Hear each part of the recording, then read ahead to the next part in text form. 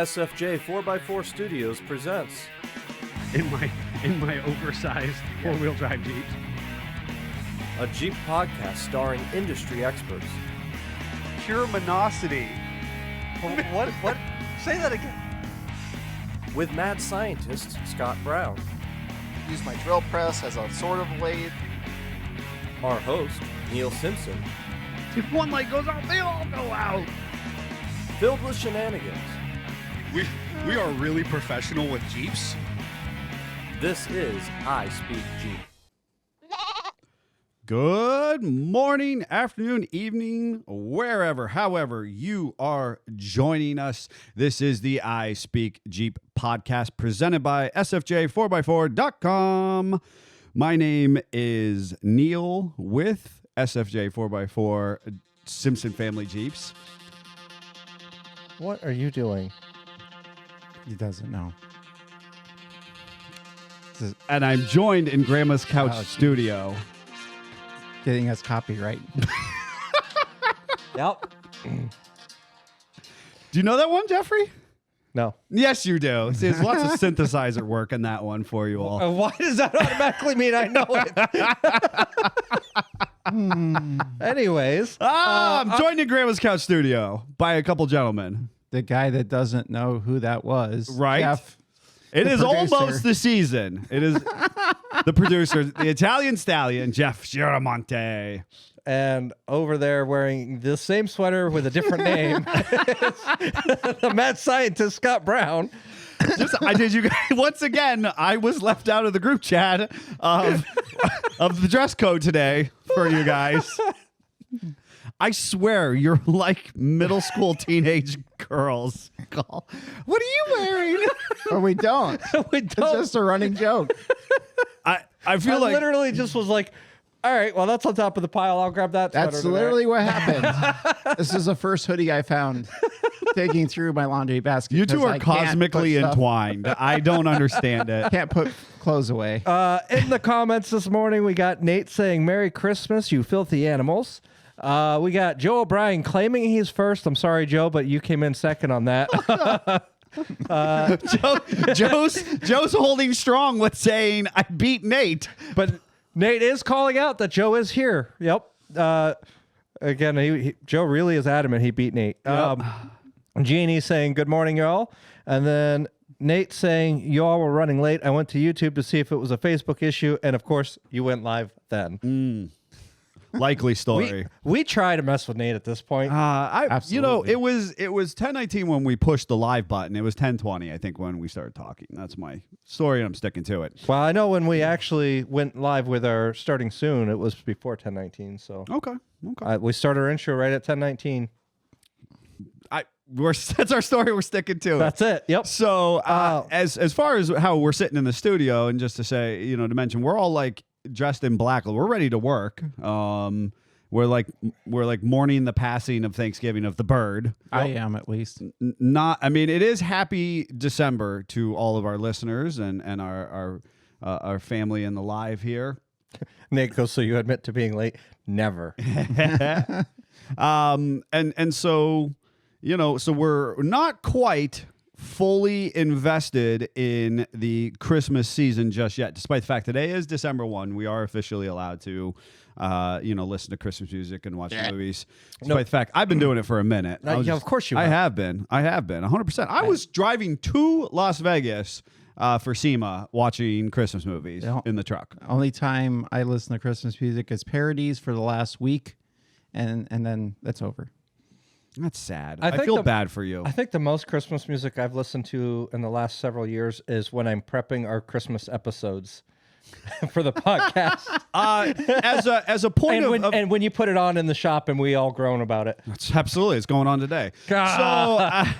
So as far as buds. what people can look forward to in general, today we're going to be talking a little bit about Black Friday specials, right, and how that applies to our industry. Additionally, I want to unpack the parade and some of our own approach to this past weekend. We Not don't our need to personal unpack side. all that.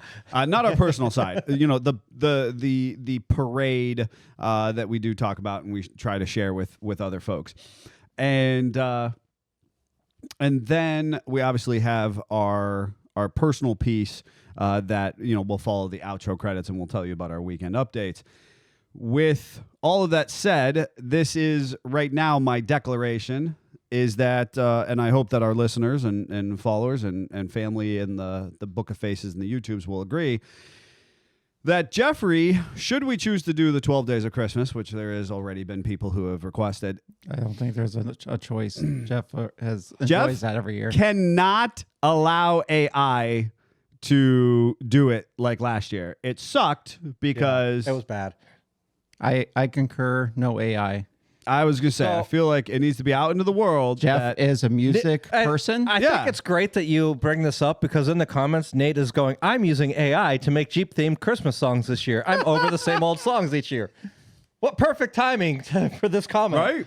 right? Yeah, that's, I don't know, you know, Jeep stole my thunder and they did it in their commercial, so I don't know if I need to do it this year.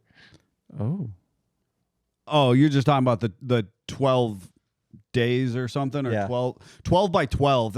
Jeep is actually running a Jeep Stellantis. They actually did a 12 Days of Christmas song with their commercial. Oh, I missed that. 12 Days of Jeepmas, yeah. Oh, I did. We know that they're listening. should have copyrighted. We it. know you're listening, mothership. We know you're out there. We know you're listening. So that's okay. I mean, imitation is the best form of flattery. That's what I say all the time when the internet trolls do their thing and they shout from the rooftops.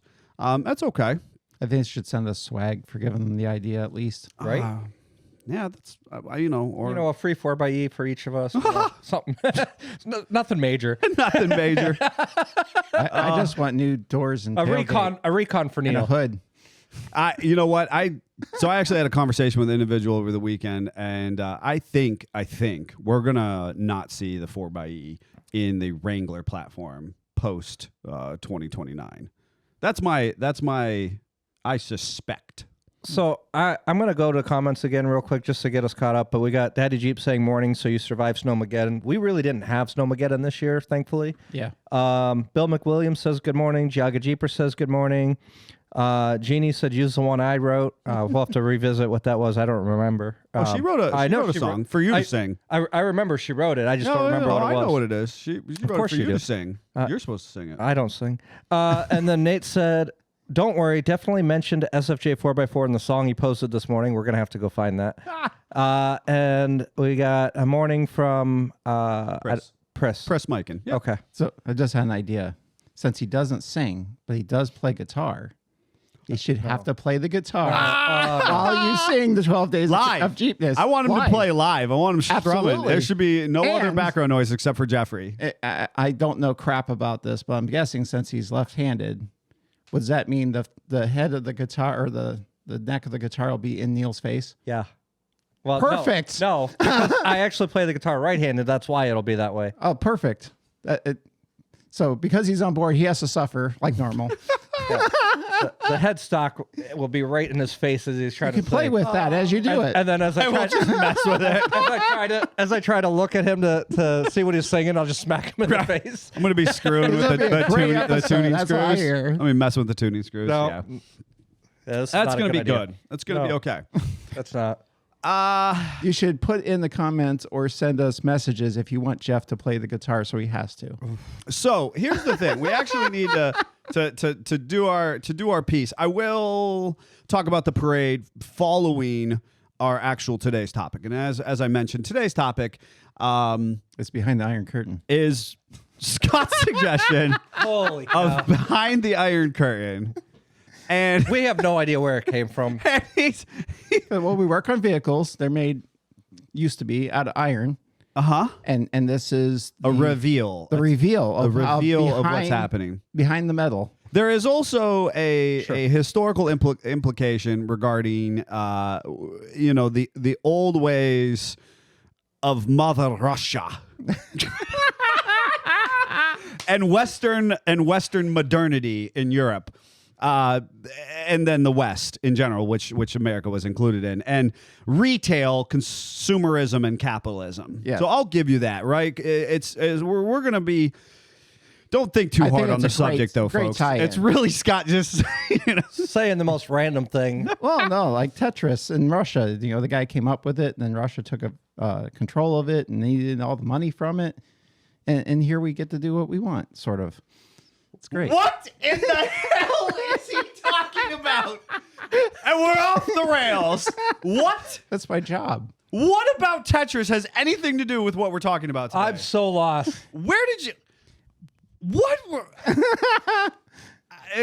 I've got nothing. The Games That Made Us was a great show, and they talk about the origins of Tetris. And there was a guy in the computers in Russia that came up with the game. He distributed it out to his coworkers. They all loved it. He then gave it out some other people. Somehow it got out of, I think it was actually USSR at that time, to someone over here. They wanted to capitalize on it, and you're not allowed, at that time you were not allowed to in the USSR to do that. You had basically go through the government, and somehow money had exchanged hands already. Basically Russia said, no, you can't do that. We don't care. We don't care whose money has done what, because we own it, because one of our countrymen had made it. So it's actually a really interesting.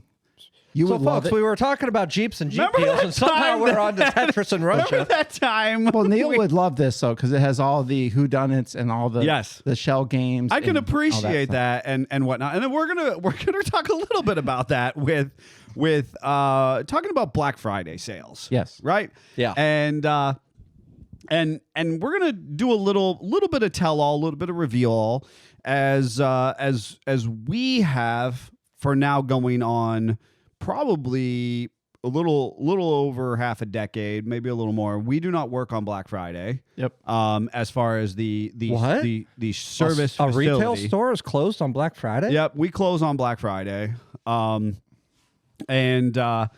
we do work in the standpoint of we're here preparing for the parade and trying to kind of ready ourselves to entertain members That's just from the because Jeep we don't community. go home. We stay don't know really how. cold to make sure you have a good time. Right. I mean, that's the thing. And so I should mention here a big shout out to my sister for coming in, and this is her.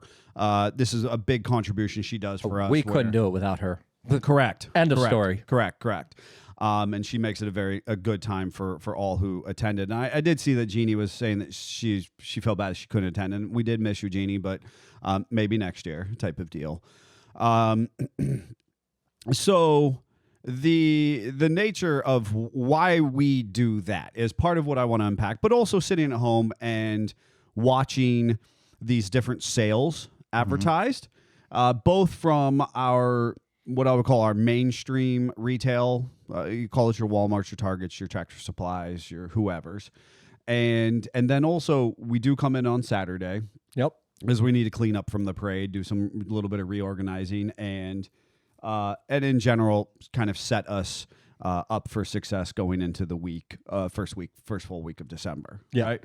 And so you had some conversations with some customers who are stopping in, and I think that it's important to kind of peel back this curtain, if you will, to talk about why we make the decisions we make as a business, but also our understanding of the industry, retail, and service as we know it. And are the deals really deals? Are the deals actually that good? Absolutely. Or that and so that's what we're going to be unpacking today. And I think that so I know we had a whole conversation about kind of the history of MAP. I think what I'm going to do is I'm going to start with kind of I'll lay the seed or the foundation of why we do what we do from an ownership level. Well, and just to clarify, you said about MAP, a lot of individuals don't know what MAP is. MAP is minimum advertised pricing. Yes. And it is an industry standard price set by the manufacturers that nobody can advertise less. And so I think that it's valuable for folks listening that we are going to break that down. We're going to break down some of these retail terminologies, how they apply to the four-wheel drive industry. We're gonna do a little tell all about ourselves and what we do and why we do it. Because I sat at home and I watched some other small businesses or individuals offering, Black Friday sales. And, I say this to a degree, my heart went out to them because I was there once, And so we'll talk a little bit about our own scenario, and then we'll talk about those manufacturer direct and retail, deals and whether they're that good or not. So our own thing, because, and this is how I feel strongly, what we largely do within the Jeep community is we do people's passions or hobbies. We don't necessarily do distinct necessity. So while that is part of Jeep ownership, I need my brakes done, I need tires. And we do have customers that we do that for. Correct. But Correct. they're alongside, a lift kit or tires or wheels that maybe they don't necessarily need to have in order to get to work. We are in the want industry versus the need industry side of service provision. Yep. Meaning your standard automotive garage, your Valvoline or your lube stops are in the need industry, right? So if you go to a Quickie Lube, that is a need-based industry. Mm-hmm. I need to get my oil change done, and I want to have it done in under 20 minutes. That is why you go to a Quickie Lube oil stop place. Your general service garage who is, providing the, basic automotive, repair, that is typically a need industry. We largely find ourselves on the side of the want industry. Which normally in the want industry, like example of Black Friday deals, you have like I want a new TV. Walmart has a sale on that specific day for the specific time. Okay, now I need to go stand in line, or I need to, throat punch grandma so I can get this television. Yep. In the 1990s, I need to camp outside Kmart in a tent or a sleeping bag and trample the employees as I run Stampede into the space. Where in that situation, we do find ourselves more in the need category, because my wife works retail as well. She works at a grocery store. On Black Friday, they might as well be closed. Yep. They have no traffic. Yep. It's the random person that just happened to run out of milk over the holiday and needs a gallon of milk. Yep. And that continues on pretty much for the entirety of the weekend, especially as these sales continue to get stretched out longer and longer and longer. Yes. And something I thought was interesting, I saw a smaller business, a little bit bigger than us or ish, a little bit different, but in the early Ford parts game, they actually said, we're going to have this so much percentage off on this date to this date. And then they extended it. And I said, I see you. Yep. You didn't get any sales. You didn't get the sales. You didn't get the sales. It's a little bit of a weird out of the corner of your mouth thing that we are holding on to, or we are doing as people within business to be like, I want to be like everyone else, right? Yep. I want to fit in with the consumer-based market that we all reasonably knew and grew up with. There is this mindset, there is this mantra. Are there deals out there to be had? Maybe, and that's what we're going to be talking about. And I have to credit part of this, I will in this situation, to my wife, because she was like, well, what deals actually do exist out there for your listeners, right? We were talking about it. And that's what kind of started this idea churning in the process. And so we do hope that we can share some of that insight to help you get those deals. And that is one of my goals of this Behind the Iron Curtain. I think the biggest start concept is that we've noticed definitely in the last couple of months kind of a stagnation of the market. People are only buying what they have to buy. We saw more tire sales because of winter. We saw more people maintaining their vehicle. We saw less people going and saying, I'm going to go and just blow all my savings on my Jeep. And I think that was not just our industry. That was kind of worldwide or nationwide at least. Well, it is global.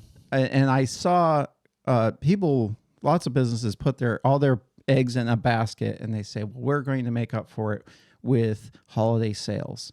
And in order to do that, they have to incentivize you to spend money that you're not going to spend otherwise. What's going to make you pull out your credit card that already has a balance and go, I will buy this because it's a deal. Yes. And that's what I saw this year more than anything was let's drag me or incentivize you to get dragged to my website so that I can look at what's for there. And then while I'm there, well, this is $15 off. I've been thinking about buying that. Okay, fine, I'll do that. Mm-hmm. And I think that was more than anything what I saw this year on stuff. Well, and for us, we would be open on Black Friday back in the day. Tumbleweed would go by. Yeah. And well, actually, for 2 or 3 years straight, I put together some decent graphics. I actually went ahead and I put together some products that we could either bundle, that we could deeply discount, that I could basically have done a special buy on one way or the other.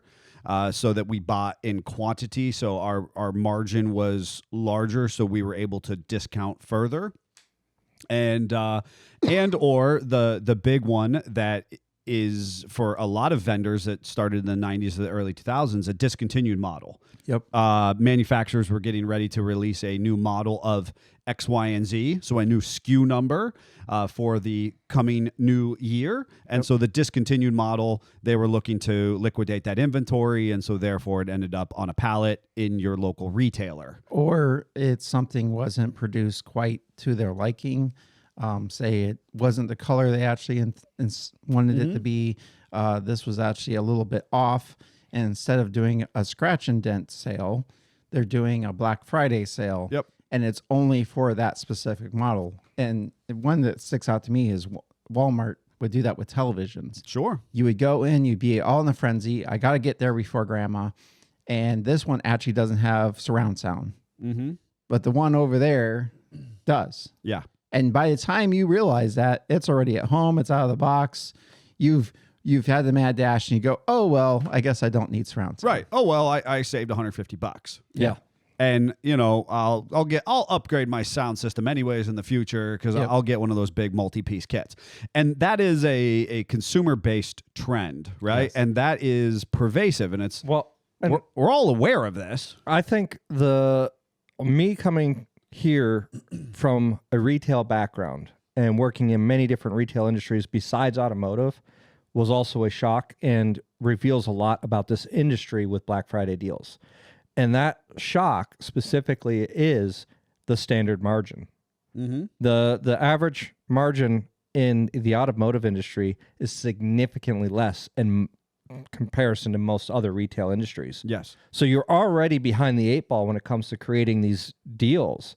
And you're already faced with having to do major loss leaders to draw people in. And a loss leader is where you actually discount below your cost, and you're losing money by selling this product in hopes of drawing people in that are going to spend money on other product where you have greater margin. And as a concept for the loss leader, on that flyer that I would put together, as I was mentioning all those items, I would have a loss leader on there, something that we knew that we were going to advertise. Now, there might be only 1 or 2 of them that we could actually satisfy. Now, if we sold, as far as volume was concerned, all of these loss leaders or in mass, which of course the retail establishments were doing that again in the 90s and 2000s. Right. And that's why they started saying, okay, there's actually limited quantity of the Elmos and the TVs and the this and the that. And the TVs are a popular loss leader because they have so much extra margin in them that they're not actually losing money by that heavy discount. They're not making money on it, but they're not losing money. And I do believe there was a time where there was that maxed out TV that had the surround sound, that had everything, and they sold it as a loss leader, and they actually did lose, which that's why they said, oh, quantity is 1 or 2 or 3. Right. You know what I mean? In the whole store. Right. Yeah. And so here's the thing. So we did this, and we stayed open because we also obviously are a service business. So we're here servicing the Jeeps, right? Because we're staying busy. We've always got Jeeps to work on. And then we find we need a part. So we pick up the phone and we go, hey, can I get this part? And no one answers. no one answers. I go to, hey, we need to verify why this hole is 2 inches to the left on this part that we just And we received. get, hello, I will be out of the office and for the period of blah, blah, blah, blah, We blah, blah. could not do our job. Yep. We could not do our job, right? So we're here on Friday. Now, we've got nobody busting down our door. No. Despite advertising doorbusters. Just the tumbleweeds. And then we're fighting the uphill battle of trying to service vehicles, and despite trying to have the parts on the shelf to the best of our ability, things come up. Can't always see everything. We can't get either information from the manufacturers directly, or we can't actually get parts from local auto part sources and whatnot. And then let's just put it out. The biggest thing, we have an angry Greg because he can't get parts and he's stuck and he's trying to figure out how he's going to move forward and he can't.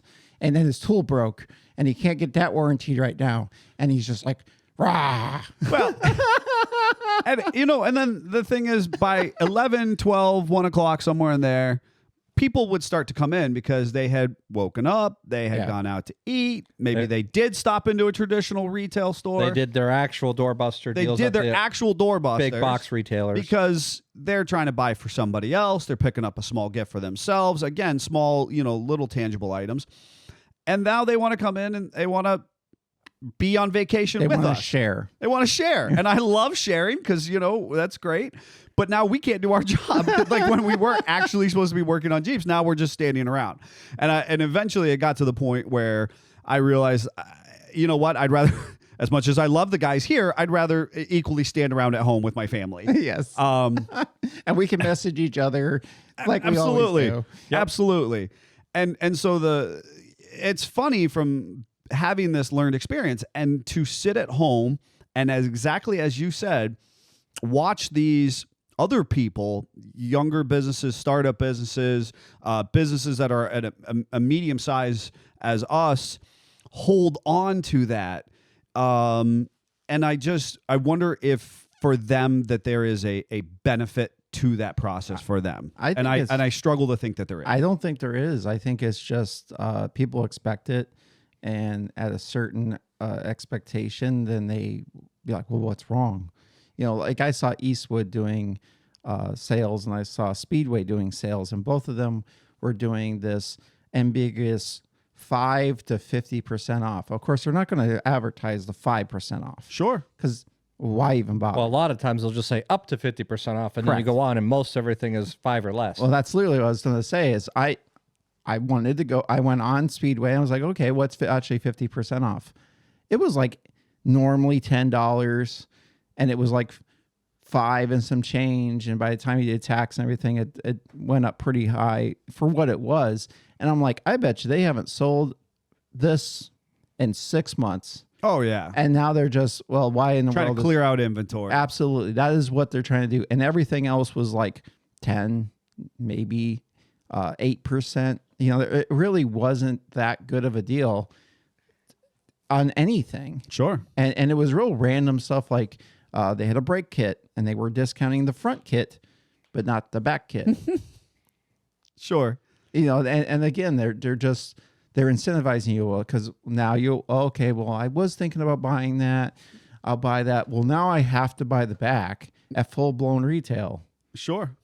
because now I'm going to save on shipping. There's some other expectation. And yet I think as consumers, we're a little okay with that, right? I think that's where I think we get beaten into being okay with that. well, and that's where and again, I don't want this this particular podcast to go too far into what we talk about at the American Hustle a lot, which is how we actually do business and entrepreneurship and whatnot. I will add one other piece. A lot of the Black Friday sales and deals are the buy one, get one free, or buy two, get one free.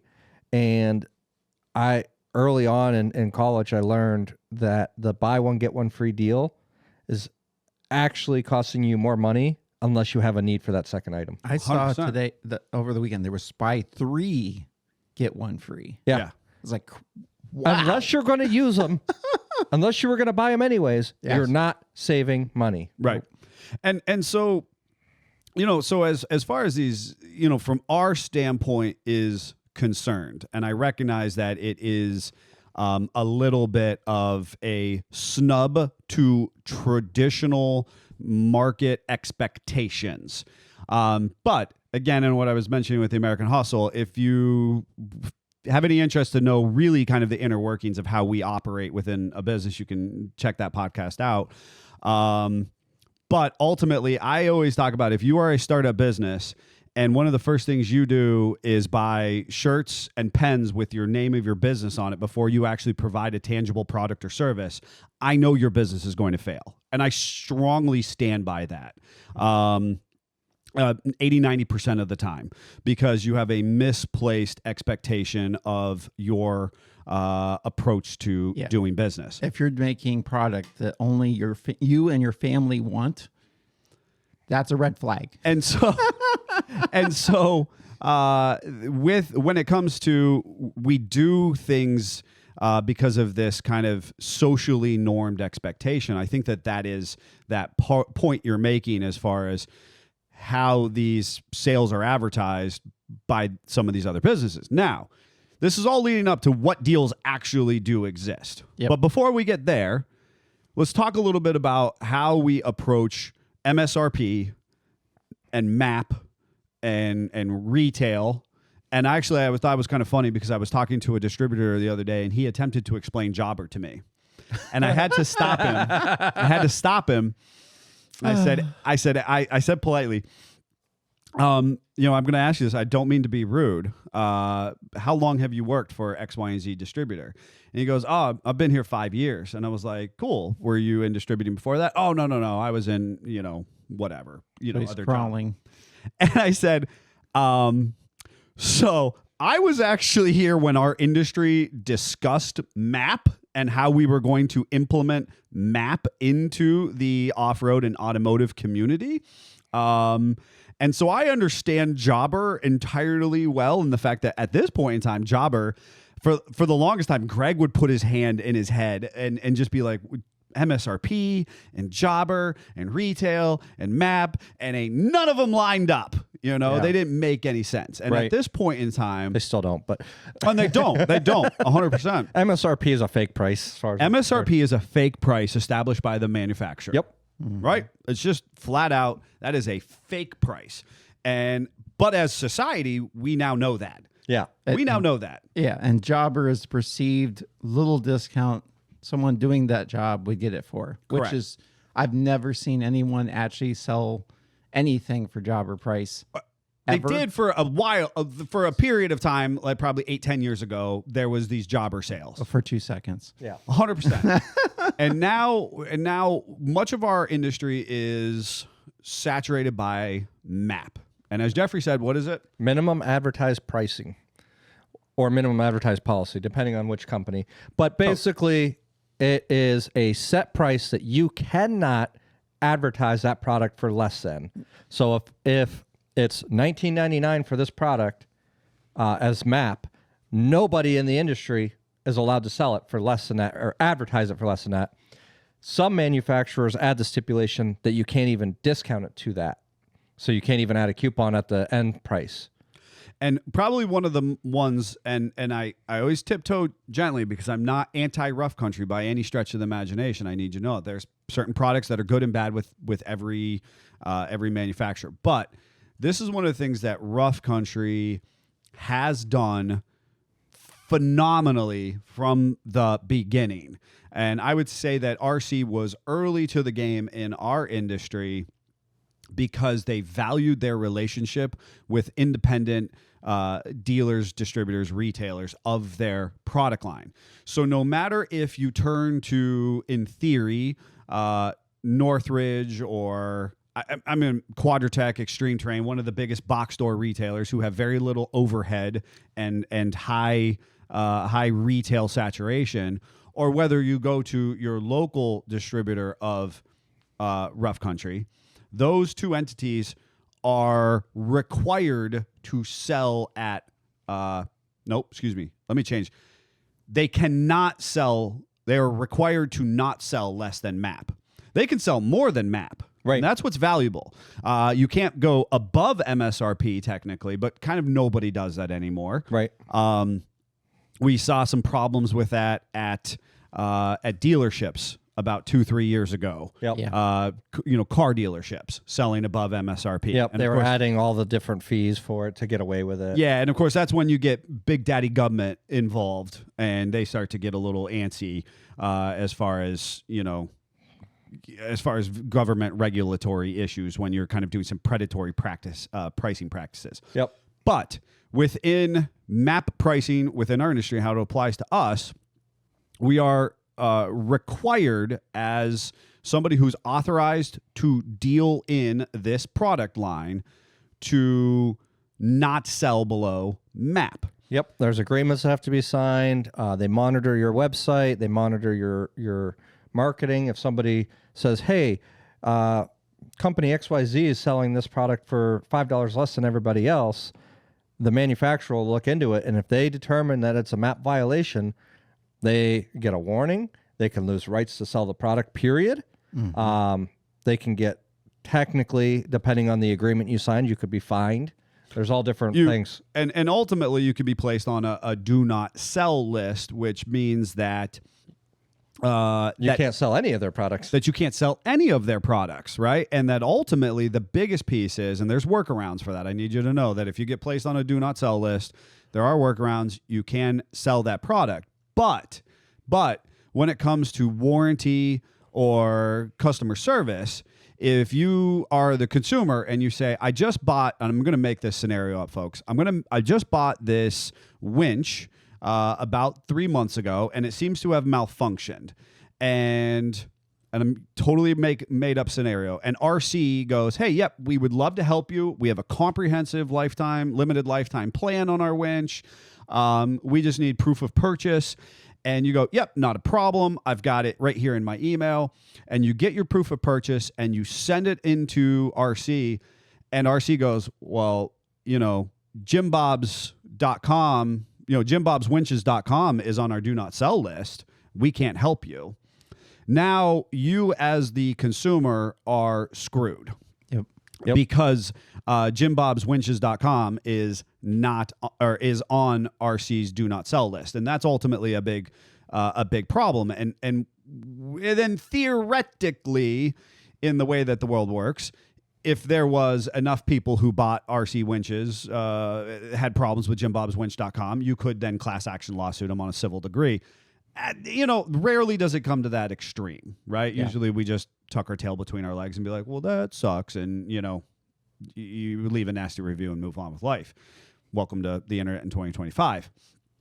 But all of this is to kind of paint this picture of what we now deal with is MAP pricing. So largely 365 days a year, 364 or so, you are supposed to be selling at this one price point or no less than this one price point. And as Jeffrey said, you can't even have coupons or further discounts for it to go below this particular product on this SKU. Right? Yeah, occasionally you could, if you were in a sale and someone's buying a ton of things, depending on the manufacturer and the MAP policy, sometimes it allows you to do a one-time discount on the invoice, but you can't advertise a sale, you can't advertise a coupon, you can't advertise any of that.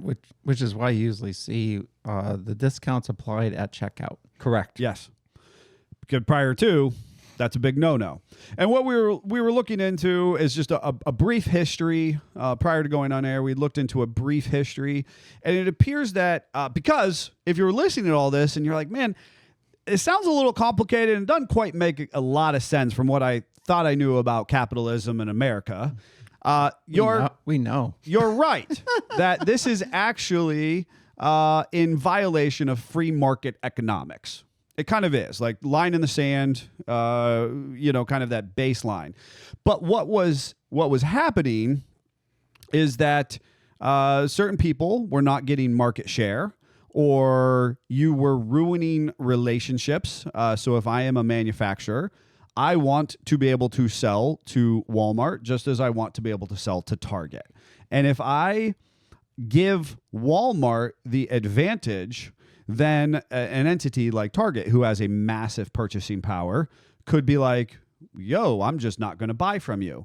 And now you would lose a substantial amount of capital that would be coming into your business. No. Where that Not only that, if you have a small business like us, or smaller yet than us, and you want to put them out of business, then you just go in and undercut pricing. You to where make it so can't that they compete. can't buy at a level that makes them any money. Listen, as part of the Iron Curtain, I'm going to put Four Wheel Parts and Polaris out on blast. And they literally had a predatory practice of doing this. They would absolutely saturate markets where there was higher performing businesses. And I'm proud to say that we still exist despite the fact that they attempted to do that within Northeastern Ohio, Western Pennsylvania, so on and so forth, that Oh, and it was so crazy. They would literally, the sale would come out right after the people that could do something about it's closed. Yep.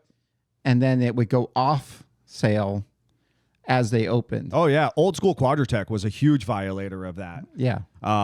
I have no problem sharing this because these are factual things that I had to provide screenshots for, and they were practices that some of these companies employed because of their purchasing volume. Yep. They And basically then- were like, yes, we did it. So what? 100%. You want us to still buy from you? And they're like, well, yeah.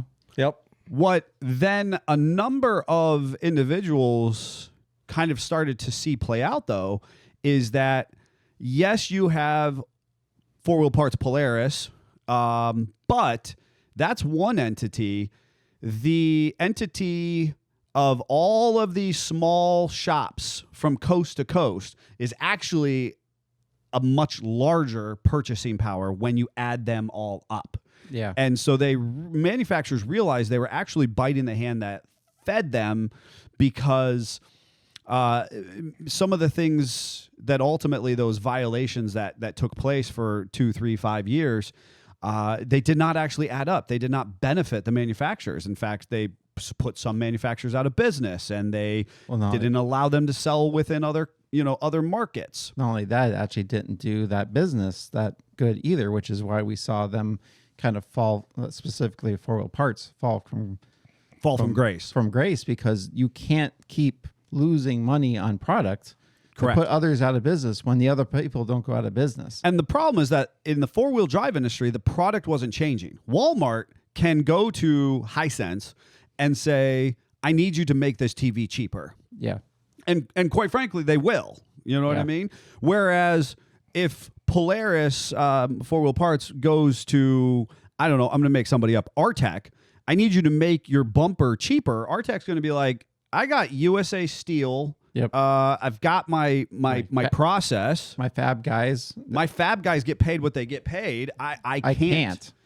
And so there is this kind of natural, I can't make this cheaper. I'm not going to. So then you have to buy it by the truckload. Which is also why there is less margin in this industry than you get into some other, like TVs and electronics. There's a ton of margin because exactly that. Well, there's 30,000 different factories in China that'll make it for less. absolutely. Correct. It's just a bigger market in general, so it's easier for them to do that. Correct. So when we have this industry, and I'm watching other shops, other businesses, other distributors go, hey, we're offering these sales on Black Friday. I'm like, man, I know they're kind of really not sales. Yeah. You know, unless they are like a discontinued item or you did a special buy. And as Jeffrey was mentioning when we were doing some of our talking and research, if you bought a truckload of a said product and you got special agreement to say, basically, on this run, on this pallet, on this truckload, we have permission to do this 3-day sale. And then once that's done, once this line is gone, then it's gone. I can't offer it again. I can't advertise it again. Those still do exist. Yes. And it's important to note. So when Jeff was talking about what real deals do exist, there are oftentimes that as a thing, because factually back in the day we saw this with the BF Goodrich KO2, which no longer exists necessarily. The KO and then the KO2. Right. It's a great way to deplete old stock you don't want on the books anymore. And that's again why you see so much of this during Black Friday and into December. That's an inventory reset for retailers. 100%. Just like cell phones are a perfect example. They come out with a new model constantly and at least yearly. So you don't want your 25 model on the books Jan 1st. Correct. Well, and we didn't even get into it, and we don't need to, but there's tax incentives and tax benefits of doing this, and the loss leaders, how you can benefit as a business Right. by doing that, by Right. clearing that inventory.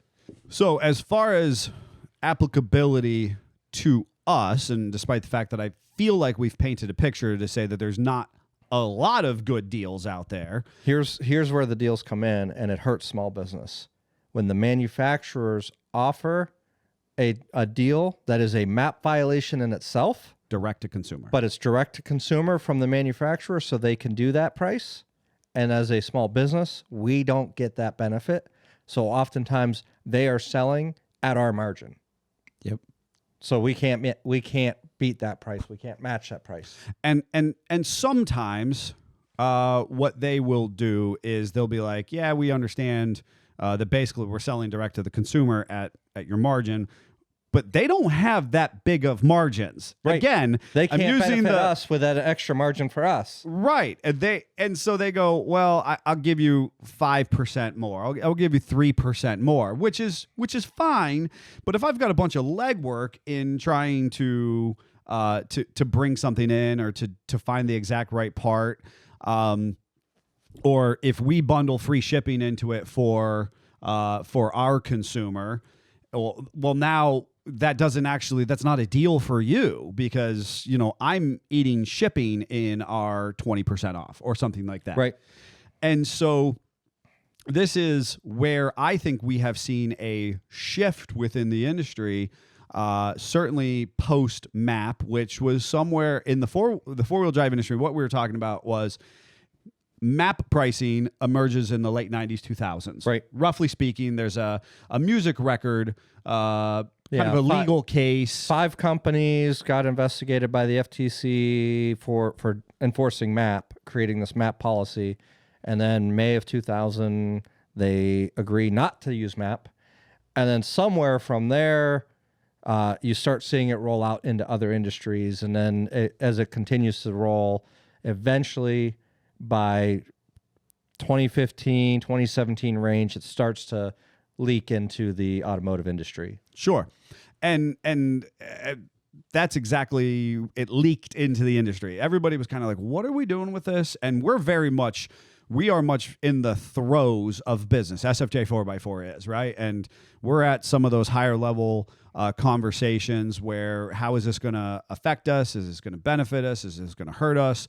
And trying to be on the forefront of a degree of understanding it and employing it to the best of our ability.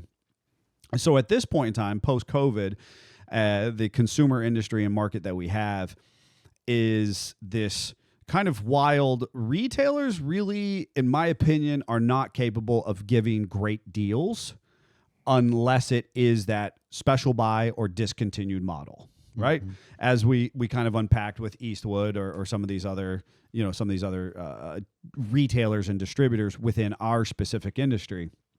But the manufacturers are selling direct to the consumer. Yeah. And giving authentically good deals in certain degrees. Now, one of the things that we did talk about was the fact that, like, obviously, if you've listened to the podcast, we had a interview with Revolution Gear. Revolution's deals through the weekend are actually the same that we can give you. And that's because Revolution really needs professionals to do the gear job. It's a less DIY market. Not to say that it can't be DIY, Right. but it's less. They rely heavy on service industry to sell their product versus the DIY market to buy their product. It's a warranty and reputation thing at that point because good gear can be harmed easily by a bad installer. Yes, 100%. Whereas you might have your traditional bumper suspension manufacturer who is already selling to the DIYer. And while I agree with the statement that a good product could be harmed with a bad installation, It's a little harder to have a bad installation. it's a little harder to have a bad installation, Yeah. right? Yeah. On a standard bumper on a or bolt-on product. on a bolt-on product. Yeah, there's not thousands of an inch of measuring required. Correct. And so we see a difference in the discounts and whatnot. And so Jeffrey this weekend had been asked if he could honor some deals from some manufacturers. And I some of them I said, nope, buy direct, and others, Revolution Gear specifically, you know what? For warranty purposes, we will honor those prices for you if you buy while they're advertising those prices. And so I do believe that certain manufacturers who are offering 20+% site wide on large either kits or products. I certainly know that Iron Rock Off-Road does authentically sell good deals on this holiday era or range. Yeah, and there's a comment. Somebody in the comments had taken advantage of that last year. Yes. Michael, actually, and then he said he was waiting for the Black Friday to buy the Ox Locker because he got 15% off of that, and that's running through December 6th. And so, IRO does, and they do free shipping, which is not something that they are great at. It's not something you get regularly. Again, it's one of the incentives that I typically offer our customer base is that we try to bundle shipping into your cost of purchasing it with us. Certainly the bigger kits and whatnot, not always, but sometimes. Artec is running 25% off, darn near site-wide. Yep. JKS, 20% off, darn near site-wide. So there are what I believe to be authentically good deals if you are prepared to do that transaction here and now. But I think we're in a time of in a season where oftentimes people are buying for others or smaller tangible. I think you also have to be careful. A lot of times those manufacturers offer free shipping as a normal thing, but then you go to this where it's 20% off, but the shipping's not free anymore. Yes. So you're not actually saving a lot of money. Right. And so you got to be careful with that. Sometimes there is a good deal where you're getting the free shipping and the discount, but sometimes they just change the verbiage of the sale. And again, that's just to get you on their website. So it makes you, here, I'm going to go ahead and make that purchase. Well, and what you mentioned, I did not see any door busters kind of anywhere. So Personally. what's interesting about that is I did, but I think you have to change the definition of a doorbuster. All right. It's What not- do you think? What are So you? doorbusters used to be a thing where if you weren't within one of the first 50 people in the door, you were not getting that deal. Correct. Now their doorbusters are advertised for the whole sale weekend. Yes. They're just there. And some of them are still your loss leader type deals, but they're just there for the whole weekend. They're not, you have to break down the door. And I think a lot of that changed in the 90s and the early 2000s where people were literally being killed from stampedes, or people with the video game industry, with the Xboxes and the PlayStations, with guns going off at Best Buys and things like that.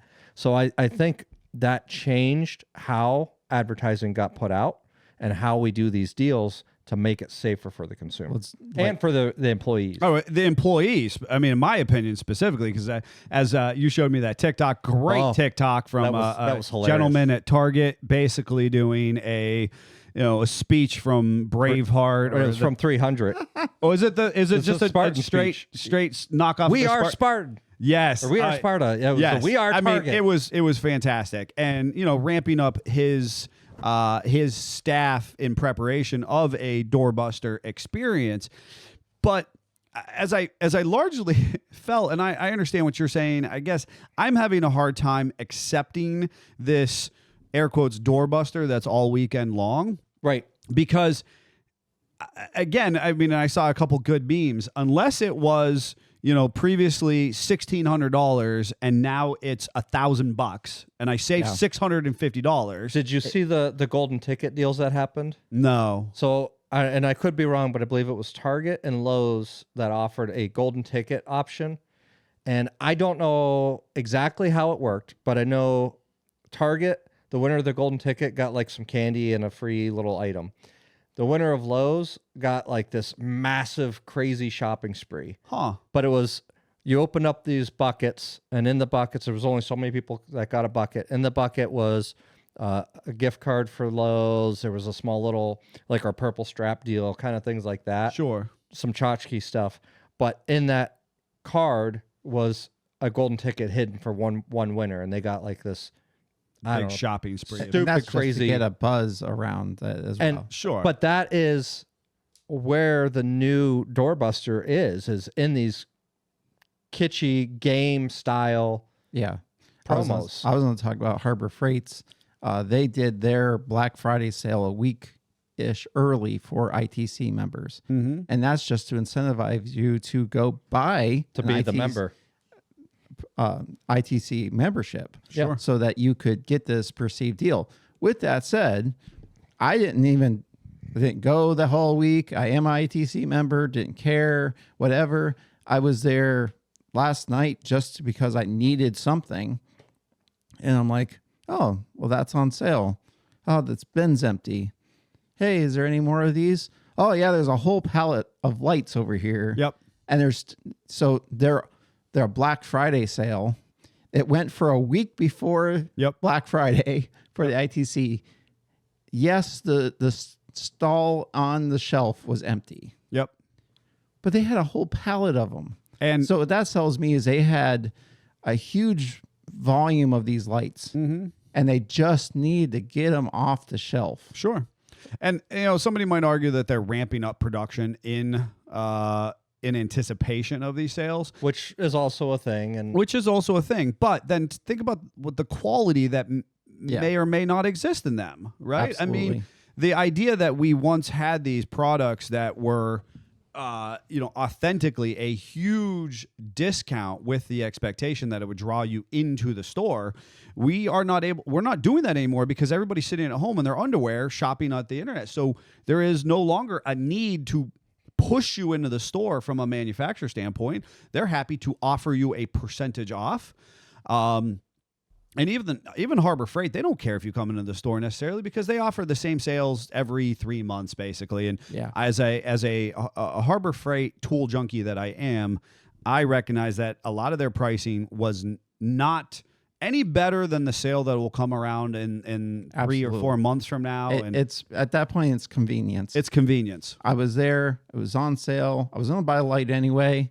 It was just nice to get a little bit of a discount on it. Couldn't agree more. And it makes you want to be the ITC member just this much more because you know that you get the heads up on those deals. So, and I agree entirely with you. What I'll say, you were talking about the kitschy, the creative, the workarounds. Yeah. What they did do, and I know this with fact, is they actually stocked up they have a reconditioning program, and they had stocked up and scheduled their truck deliveries in such a way that they had more of their scratch and dent.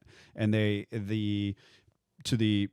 you walk into our store, at least to the right, was a much more fuller experience. And I had a whole conversation with them about a week ago that they had been periodically, they saw a bump in their refurbished product coming in. again, makes sense because that's just a product they just need to get off the books. Yep. It benefits them to just get rid of They it. took it in on warranty, and Yeah. it's right now it's worth $0 to them. Right. Where if they run it through their refurb program and resell it, they can at least recoup some cash on it. Yep. And there's a fine line on some cash and write-off. There's a balance there, which we won't get into. But 100%. that is a thing as well that they have to consider. And so I think that, whether it be the doorbuster from the buckets, the mystery bags, the golden tickets, the refurb items, our industry has changed. And I think we saw, as Scott had in our preparation of this, we've mainly seen percentages off. Yep.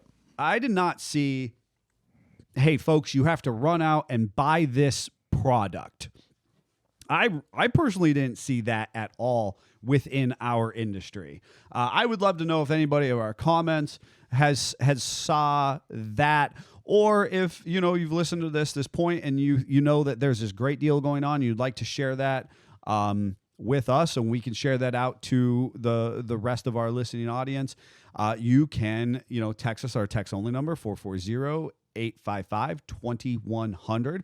We will gladly say, hey, everybody needs to run over here and buy this thing because it's such a great deal. Otherwise, I'm not exactly seeing them this year. Saw a lot of percentages. I saw a lot of good, specifically USA manufacturers who were able to give some percentage off product direct to consumer.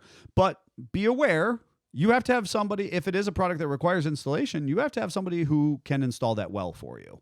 And so be conscientious of that would be how I would caution you.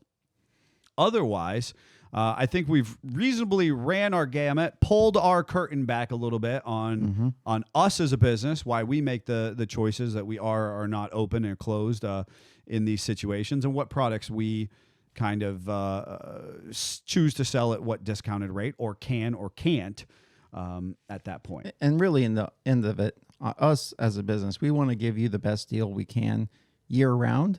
So we're always going to try to chisel that price down as low as we can in general. It's what I think it's one of the things that's made us unique. Not only do we approach building them like we're our own, but we buy like our own as well. Absolutely. And the big piece that I always say is that we make money when we buy, not when we sell to the customer. Because of that, you, as our listener, as our customer, get the extension of that mentality. We're looking for the best possible price. And so whether it is by the pallet or whether it is a relationship with a manufacturer, Right. Our objective is to buy competitively, because from the very beginning, the phrase that I used was our expectation was to be internet competitive, right? There were other shops that we were aware of who you would go into and you would get quoted $100, $150 more on an item than you could buy it online. And I thought that was always lost on me. I don't quite understand that. Right. But then you also say, well, you're not allowed to bring me that product for installation. Well, okay, well, now all of a sudden, all you've done is turn that customer away from being a valuable customer of yours. Absolutely. Whereas if we can sell within reason to our customer base at the price that they would buy online, well, then they are incentivized to buy from us because they get the knowledge, they can get the service and the installation of it. And when we can't do it online, we will work with you on doing the install anyways. Hey, Typically we can't beat that price, but if you bring it to us, with the exception of a few select products, we'll install it.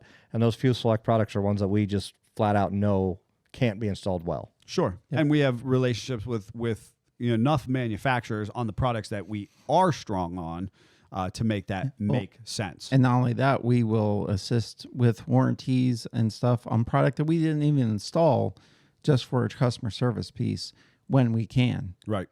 And so I caution you in this period of looking for the best deals, and when everybody's pockets are already stretched thin. If it's a deal that makes you want to whip up your card and buy it right that second, take a moment, sit back, say, is this actually the deal I think it is? Does this actually need to be on my credit card balance for the next 6 months? Did I need to buy 3 of these to get the one free? Correct. Yeah. And I can't help, and I watch these, and maybe this is the industry that's a little bit lost, or the market that's a little bit lost on me, but a lot of these Harbor Freight resellers, they're going in and they're buying these wrenches at 40% off. I don't understand. And they're buying them in cartloads, and then they're Yeah. taking them to marketplace and reselling them. I'm like, why? Well, yeah. How is somebody so oblivious? They're not just doing it themselves. I don't know. He's selling to the guy that doesn't have a truck, can't drive there. I don't know. I It's don't so understand. confusing. So be cautious in this season when our money is already thin. Yeah. In how you're spending your hard-earned dollar. Until next time, Jeep on. Jeep on. Cheap on.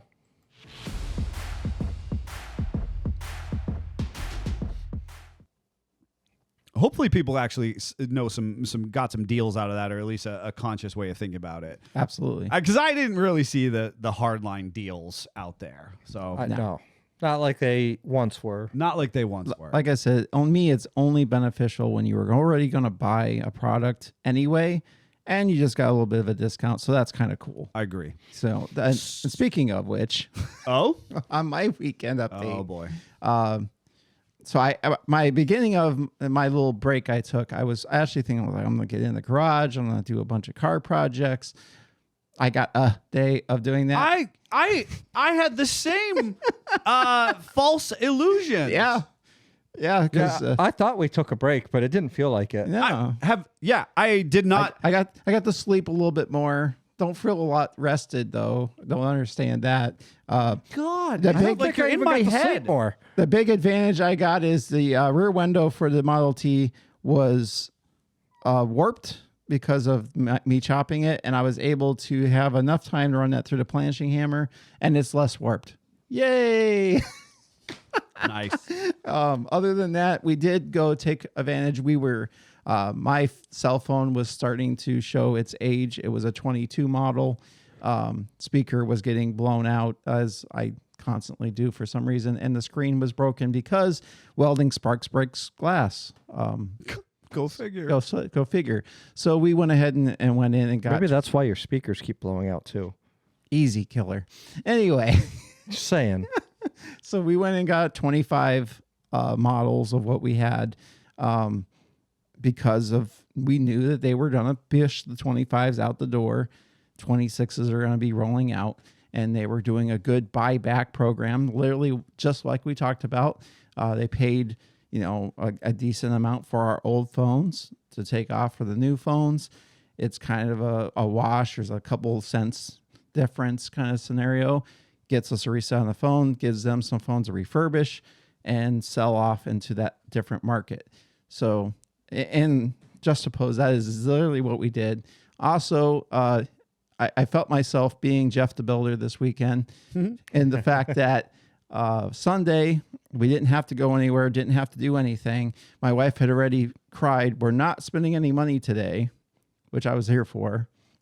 But then I went to get the Christmas decorations out. She's like, well, let's just stay home and set up the Christmas tree. And I'm like, that means I got to crawl into my closet attic and fight with everything in the dark with a flashlight. Of course, I don't know where my good flashlight is. The kids have ran. The other one's almost dead, so they're like flickering, and you got to shake them to get them to work.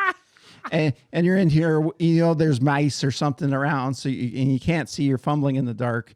You're getting cobwebs in your hair. It's just a terrible experience.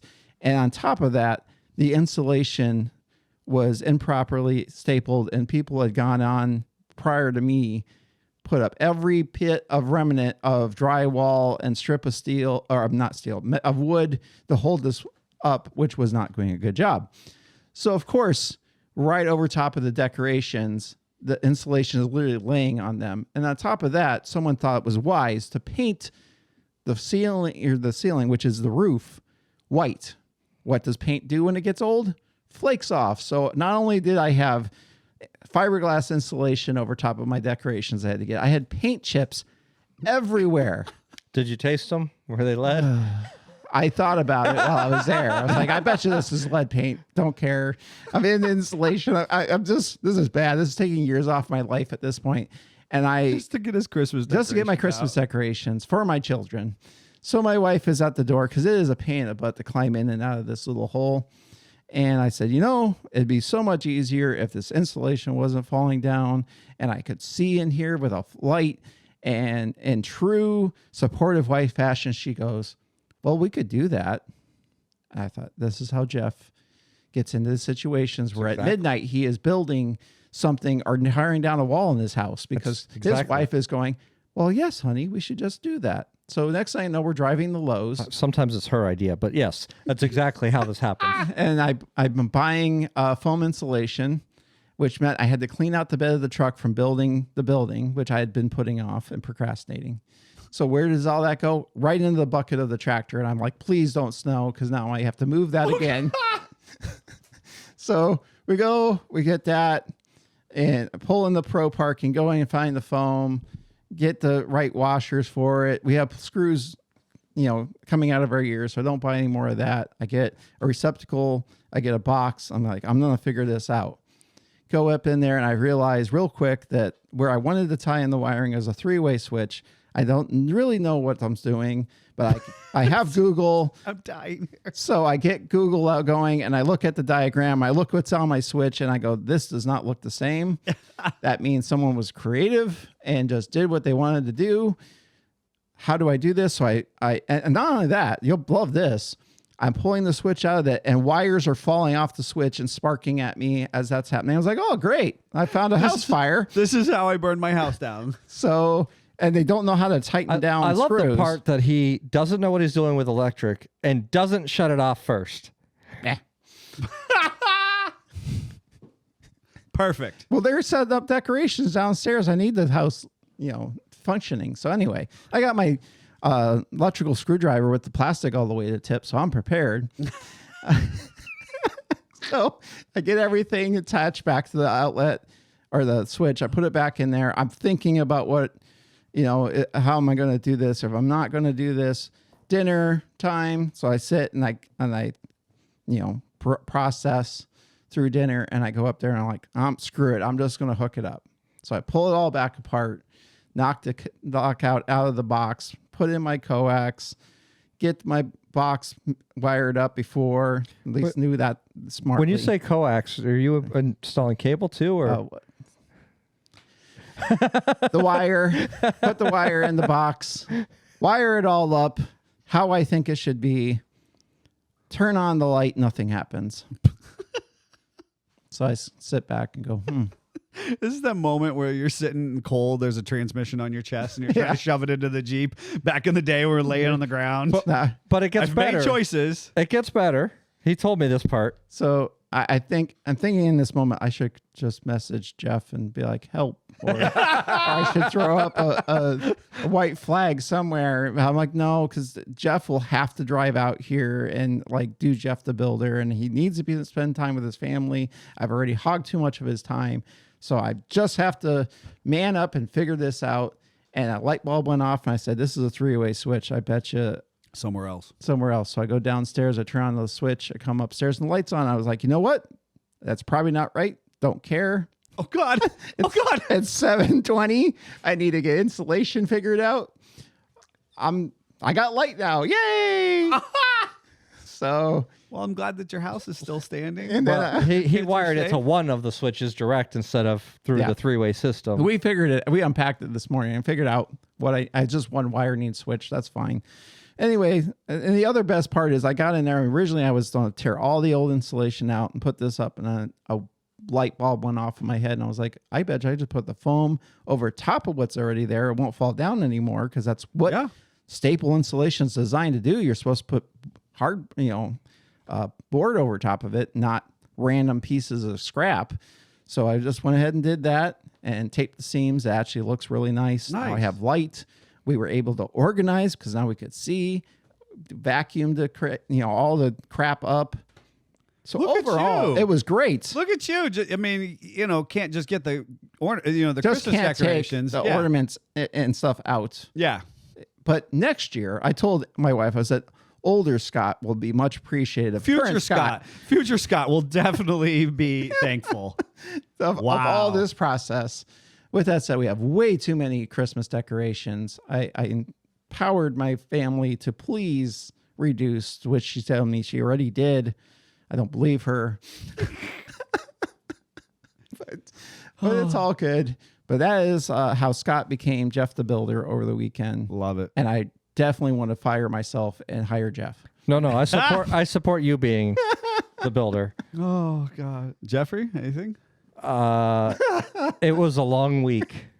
It was a long week of nothing going right and yet still nothing being terribly bad. Sure. So there's that. Okay. Just what it is. That's fine.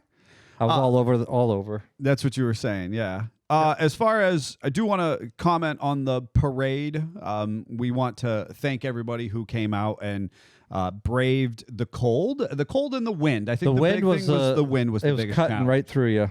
And Jeffrey, thank you for coming in and making sure that it went as seamless as it could. We had a nice we never know what to expect as far as attendance is concerned. I will kind of share out into the world that might be changing in the future. Some city folks are leaning towards maybe, putting a cap on participation, and we'll see how that goes. I don't love that idea, but we weren't exactly sure. So we started to make sure we greeted everybody. It's important to me that we greet. So my son and his friend made sure to stop the initial vehicles, give them kind of a heads up, came to me, went from me to Jeff, and we've had other people volunteer. And basically, just to arrive at the parade, you got your ear talked off by 3 people. I'm down for it. I'm down. So, we really enjoy spending that time with people with kind of a unified experience, right? So we're all coming from different backgrounds, different expectations, different kinds of Jeeps, different clubs, all, come 1 or 2 or 3, people come from each kind of different geography and club. We never know how many Jeeps are going to be there. So having that organized setup, we're able to accommodate way more Jeeps than what we typically have come. And we get a lot of Jeeps. So sure. So at one point, you're like, I don't know if we have to pack them so tight. I'm like, yep, we do. Yeah, you were committed at that point. As we already mentioned, my sister plays a pivotal role in kind of facilitating this nice open house kind of experience. We have hot chocolates, and we had caramel apple bar this year, which was excellent. Yeah, she was slicing the apples right up there, and you had the bowl with all the different toppings you could put on and the sauces. Lots of different snacks and stuff. And we do that as a way to share this experience with other Jeepers who are coming to our facility. We want to welcome you and thank you for being part of the parade. The parade itself is a little less attended than usual from a community standpoint. There was physically less people out there, but there's construction in town, and again, it was kind of a cold and biting night, so I'm not sure if that had anything to do with it. I've certainly seen attendance both from our participation to attendance of people on the side of the road, a much more grand experience. So I don't know what the difference was this year, or just as we talked about with some of these Black Friday deals, everybody's feeling a little stretched thin, and our pocketbooks and our time, there was multiple people commenting too about how last year the parade got changed, and so they were questioning if people were worried that it was going to get changed and didn't make all the preparations to come out. Agreed. So, but again, a huge thank you to the people who did make that a priority, and I love spending time and sharing that experience with you. So thank you for that. Just in the comments here as we end it, Joe O'Brien says, Scott Vila. Yep. I love it.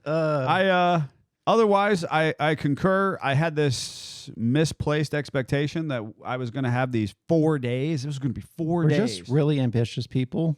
Yeah. And life is really busy right now. Yes. And that was a big challenge for me. And then it doesn't help that I think I caught a bit of a bug. But we're here. We did our thing. And now we've got Jeeps to build. So until next time. And it will be Christmas from here on out, folks. Mm-mm. Jeep on. Jeep on. Jeep on.